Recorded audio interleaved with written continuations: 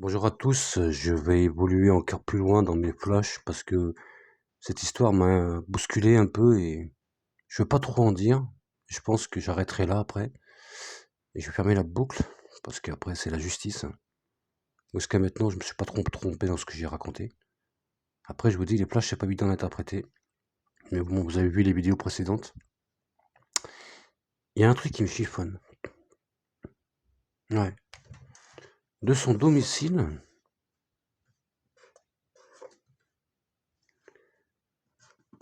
à la boîte de nuit,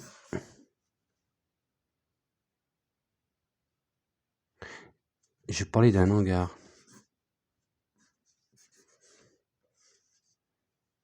Je savais pas qu'il était agriculteur, moi je pensais qu'il était de la ville, en plus j'ai même pas regardé les détails comme je vous ai expliqué. C'est pour ça que j'ai parlé d'un immeuble.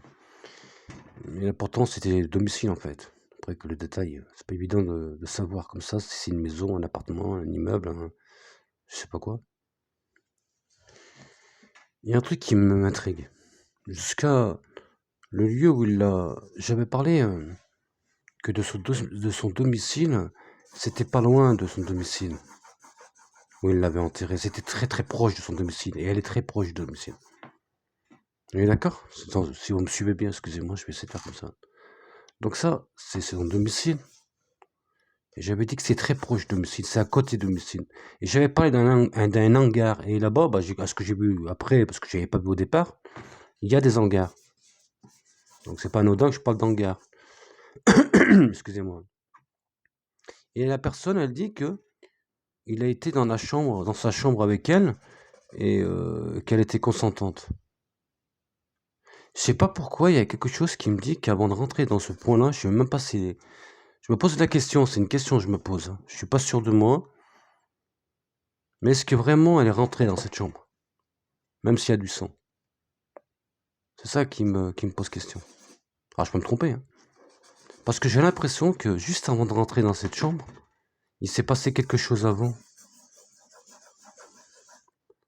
Voilà. Si vous voulez, la personne, là, ce que j'ai compris, a dit que elle était consentante, qu'elle a été dans sa chambre. Et qu'ils ont fait ce qu'ils ont fait, et il lui a foutu un coup de poing, ce que j'ai compris, ou des coups de poing. Et je vais pas me tromper, hein. Mais il y a quelque chose qui me dit que ça s'est pas vraiment passé tout dans la chambre. Qu'il s'est passé autre chose avant d'aller là-bas. Avant d'aller dans cette chambre, il s'est passé quelque chose.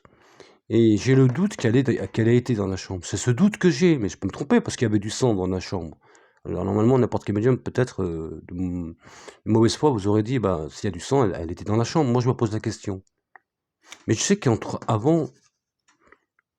entre la boîte de nuit et avant de rentrer chez lui, là, il s'est passé quelque chose par rapport à la grange ou quelque chose par rapport à là.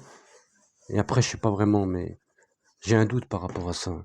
Mais je sais que ça s'est pas passé comme ça en fait l'histoire. Je pense pas que ça s'est passé comme ça, qu'ils ont été love et elle est rentrée dans la chambre et que ça s'est passé comme ça. Je pense qu'il y a eu un truc avant, quelque chose avant.